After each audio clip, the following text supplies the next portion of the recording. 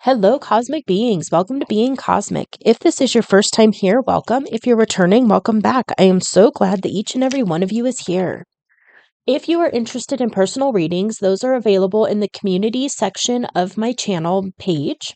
So definitely go check those out. And thank you so much for your donations. They really do help out the channel, and I am so grateful for each and every single one of them. So thank you.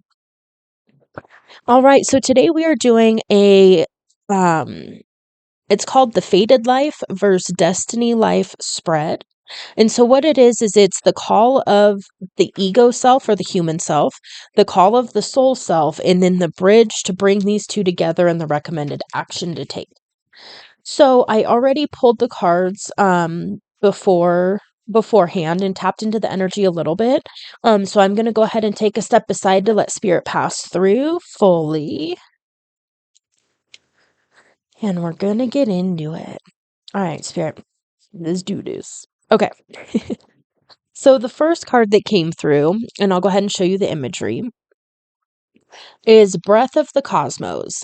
My will to thy will, micromanaging the universe.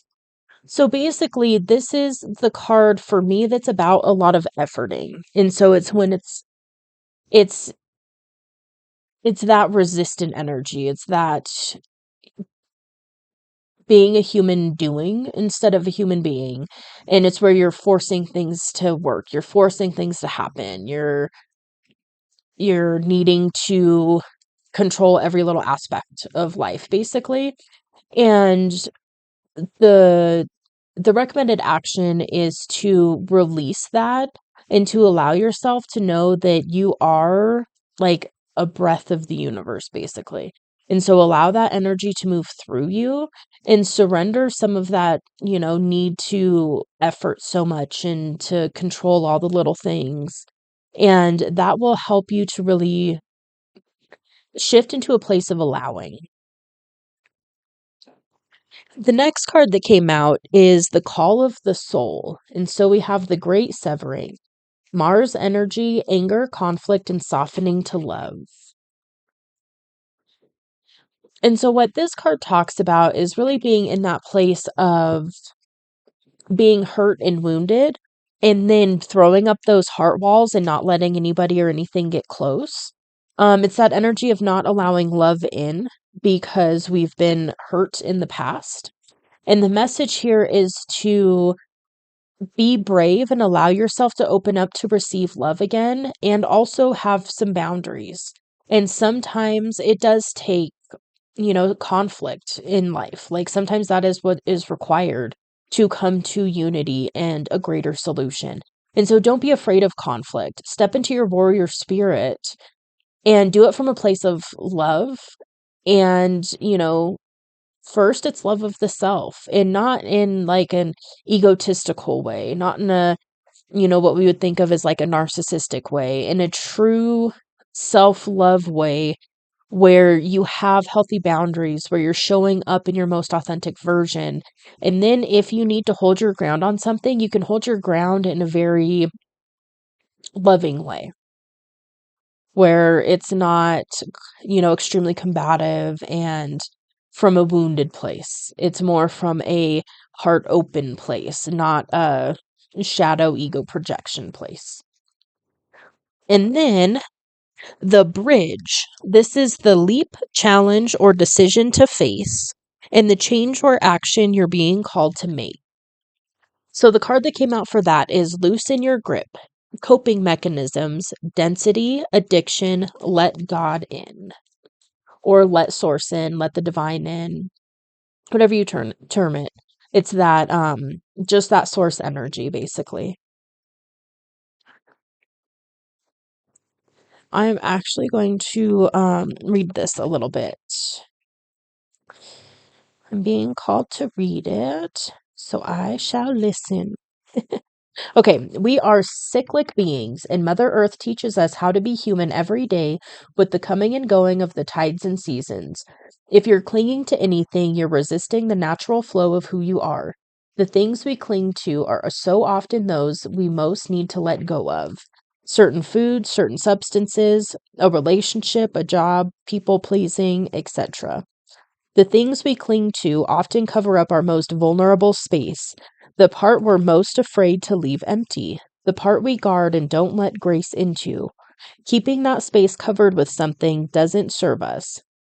Or clinging to it for fear of it not staying of its own accord, we prevent ourselves from receiving the things that will.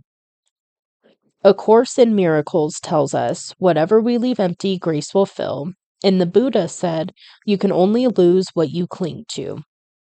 If this card appears, you're being called to find the courage to loosen your grip and give up control. Release your coping mechanisms and leave space for grace and the divine to enter. To surrender all that feels dense to the divine. It doesn't mean that what you're clinging to will go away. It may or it might stay. Be sure that what is for you will find you. You can breathe easier knowing you've shifted from relying on your own strength to surrendering to the grace of life. The question to ask here is, what are you clinging to for fear of nothing coming to take its place? So this can be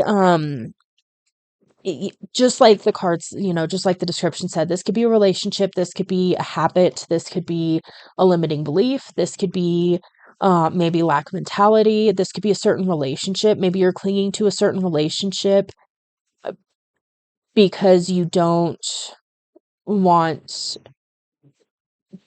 there to not be a relationship. How do I word this?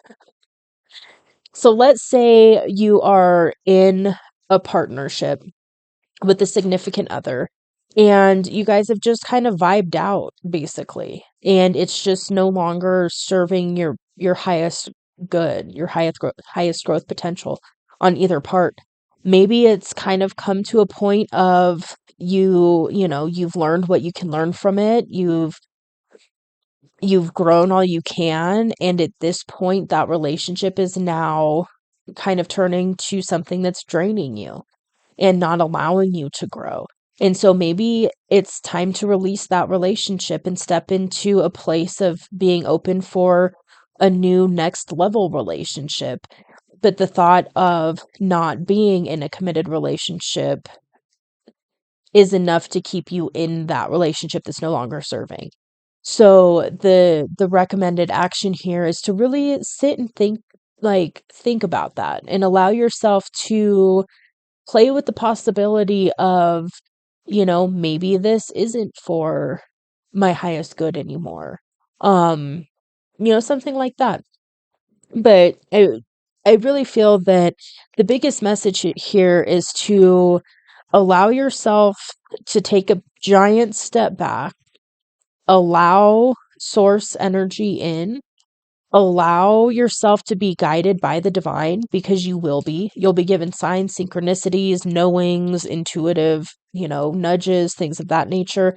And the more you open yourself up to it and listen to it and trust it, the stronger that relationship gets, and the more you can trust it with bigger stuff, basically, full life decisions. And so that's really the recommended thing here, is to allow that in and to really trust where you're being nudged. And then also know that sometimes, in our human self, we do need to kind of step into that more conflict, combative warrior energy. And as long as we do that from a heart-centered place, it's for the highest good. Sometimes it's one of those, like, sometimes there needs to be a catalyst to cause change. And that can feel yucky in the moment. And sometimes that's where big growth happens, um, is through a confrontation or a conflict of some sort. And so just know that. Don't shy away from conflict. Allow yourself to embrace it confidently from a heart-centered place. And then that way you'll be able to just really move through life in a very graceful and grounded way. That's beautiful. This is a beautiful energy.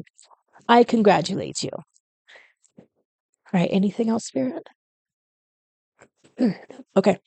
Alrighty. Well, with that, I don't feel like anything else wants to come through, so I'm going to go ahead and leave this here. If this does resonate, you can let me know in the comments below. If you like this message, hit that like button for me. Pretty please.